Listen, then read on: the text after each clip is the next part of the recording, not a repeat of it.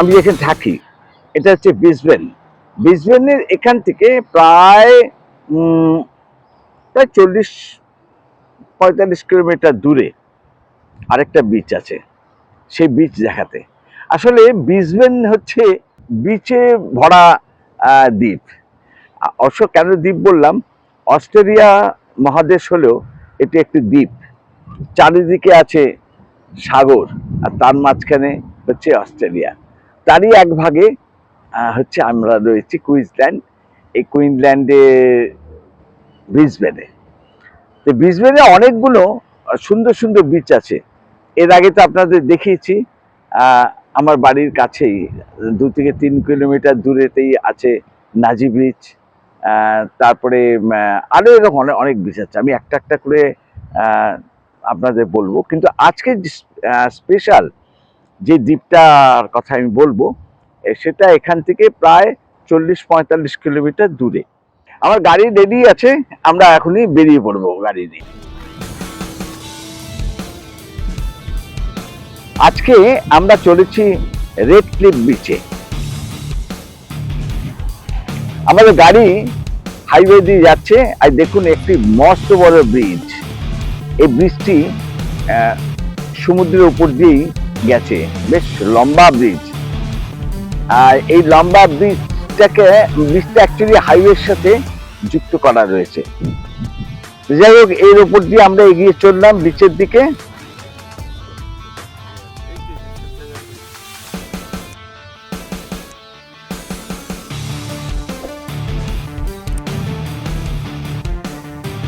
কিছুক্ষণের মধ্যেই আমরা পৌঁছে গেলাম। এখন জোয়ার চলছে, তাই বিচ পুরোপুরি ডুবে গেছে।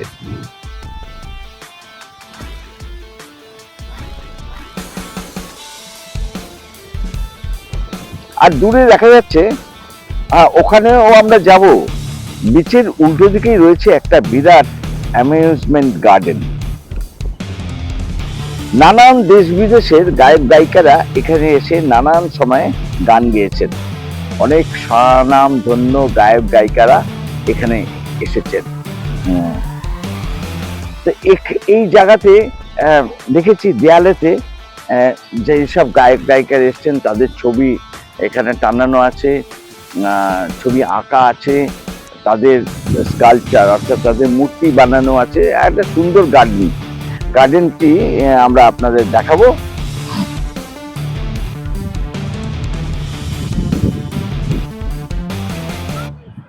গায়ক গায়িকাদের নানান সময় এখানে তাদের দেখা পাওয়া গিয়েছে। এই দেয়ালে তাদেরই ছবি এঁকে রাখা হয়েছে তাদের। অপরদিকে আছে সেই সব শিল্পীদের ছবি।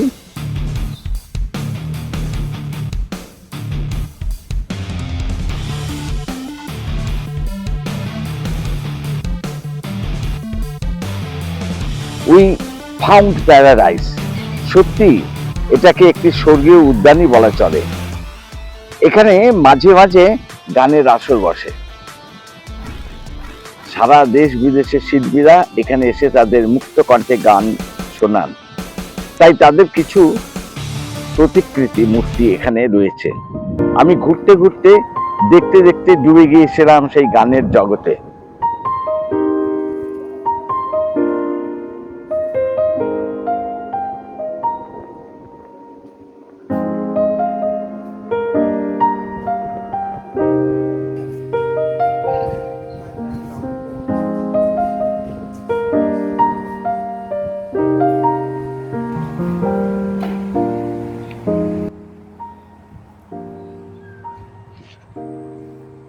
আজ এখানে লোক খুবই কম। রবিবার এখানে তিল ধারণের জায়গা থাকে না। এসব দোকানগুলো ভরে ওঠে টুরিস্টদের ভিড়ে।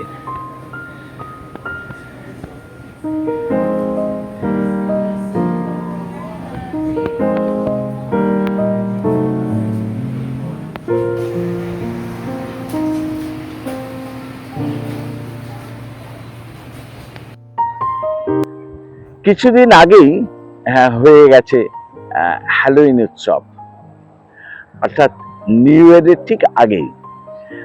আর সেই সব জিনিসপত্র এসব দোকানে এখনো সাজানো রয়েছে ক্রেতা আকর্ষণের জন্য।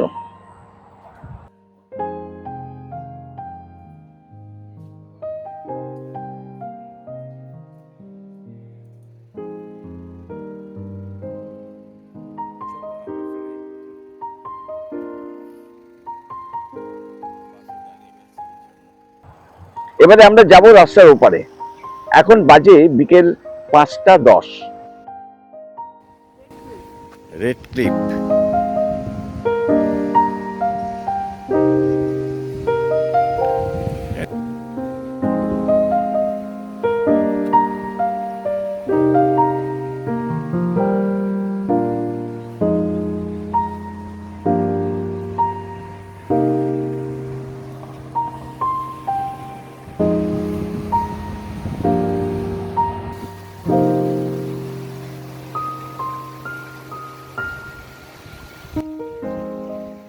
বিচটা ঘুরে দেখছিলাম। জল এখানটায় কম, ছোট্ট বিচের উপর হাঁটতে ইচ্ছে করলো, তাই আমরা বিচের উপরে হাঁটা শুরু করলাম। বিচের মধ্যে লাল কাঁকড়াদের আস্তানা দেখছি। আমাদের দেখে সবাই বালির মধ্যে মুখ লুকালো। একটা সিগাল পাখি বালির উপর ঘুরে বেড়াচ্ছে, আর দূরে একটা প্রমোত্তরী দাঁড়িয়ে আছে।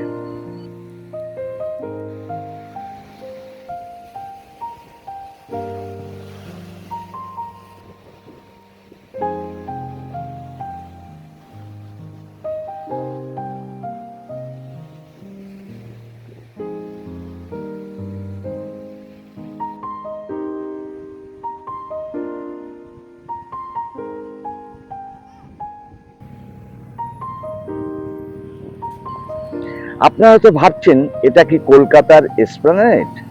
না, এটি এই বিল্ডিংটির নাম এসপ্ল্যানেড হাউস। এর নিচেই আছে অসংখ্য দোকান। বেশ ঠান্ডা লাগছে। হ্যাঁ, বেশ ঠান্ডা লাগছে, তাই ভাবলাম একটু কফি খেয়ে নেওয়া যাক।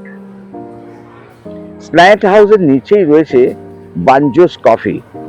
দরজা ছেড়ে ভেতরে ঢুকতেই দেখলাম বেশ কিছু লোক তখন সেখানে কফি নিতে তারা ওয়েট করছে। চারিদিকে সাজানো রয়েছে থলে থলে কেক, পেস্ট্রি, আরো অনেক কিছু। তাড়াতাড়ি আমরা কফির অর্ডারটা দিয়ে অপেক্ষা করতে লাগলাম। কিছুক্ষণের মধ্যেই আমাদের কফি রেডি, আর আমাদের কফিটি দিয়ে দেওয়া হলো।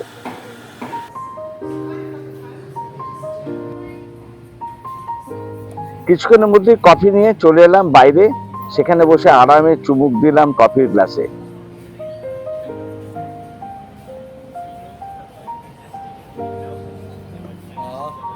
আর বাঞ্জোর ঠিক পাশেই যে কাউন্টারটি আপনারা দেখছেন, এটিকে নিশ্চয়ই বলতে হবে না এখানে কি ব্যাপার চলছে।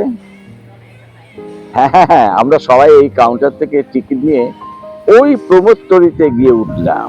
ক্রুজ আমাদের নিয়ে চললো মাঝ সমুদ্রে, যেখানে তিমি মাছটা খেলা করছে।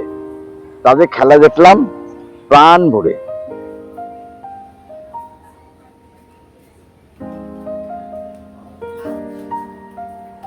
তারপর আবার সেই প্রমোত্তরী আমাদের ফিরিয়ে নিয়ে এলো।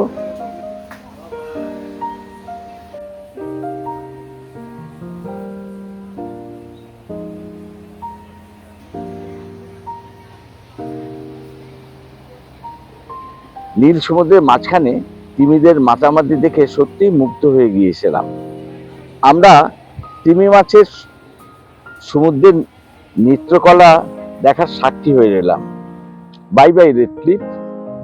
আপনারাও কখনো যদি অস্ট্রেলিয়ার ব্রিসবেনে ঘুরতে আসেন, অবশ্যই এই রেড ক্লিফে এসে তিমি মাছদের সাথে না দেখা করে কিন্তু যাবেন না। তবে আজকের মতন বাই বাই।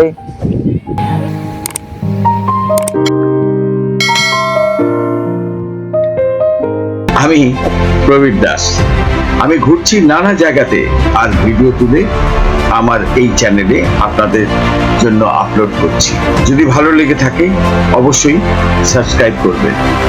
আজ এই পর্যন্তই, আবার আসছি খুব তাড়াতাড়ি অন্য গল্প নিয়ে। ভালো থাকবেন, দেখা হবে অন্য এপিসোডে।